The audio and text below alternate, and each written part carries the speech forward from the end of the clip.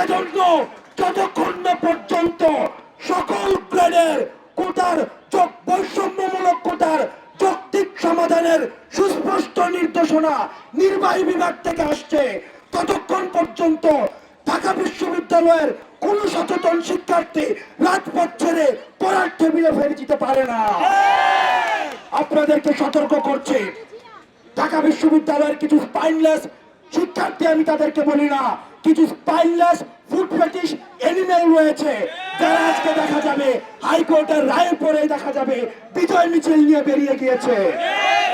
আপনি তাদেরকে কখনোই আন্দোলনে পাননি, আপনি তাদেরকে কখনোই মিছিলে পাননি, আপনি তাদেরকে কখনোই কষ্ট করতে পাননি। তারা এই পুরো সপ্তাহটা শুধু বড় ভাইদের কেটে গিয়েছে, কিন্তু আজকে যখন হাইকোর্টের রায়টি বের হবে তাদেরকেই দেখা যাবে আজকে মিছিলের সামনে বিজয় মিছিল নিয়ে বেরিয়ে গিয়েছে। এই স্পাইনলেস এনিমেলদেরকে আমরা বলতে চাই, আপনারা সাধারণ শিক্ষার্থীদের সাথে বেইমানি করতে পারেন না।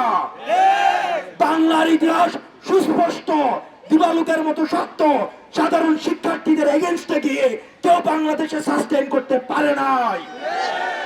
আমরা ঘোষণা করতে চাই, এখনো সময় আছে।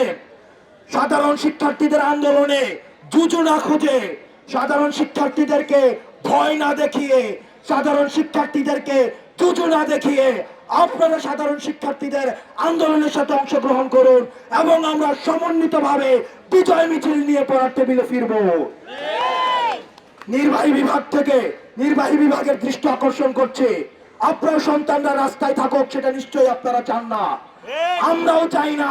কিন্তু আপনাদের কাছ থেকে যতক্ষণ না পর্যন্ত সুস্পষ্ট কোন নির্দেশনা আসছে কমিশন গঠন বিষয়ে, ততক্ষণ পর্যন্ত হাইকোর্টের যে কোনো রায়কে আমরা স্বাগত জানাই, কিন্তু হাইকোর্টের রায়কে আমরা এই আন্দোলনের সাথে আমরা প্রাসঙ্গিক মনে করছি না, বরং আমরা নির্বাহী বিভাগের সুস্পষ্ট ঘোষণার জন্য আমরা অপেক্ষা করছি। Action to action, action to action, action to action.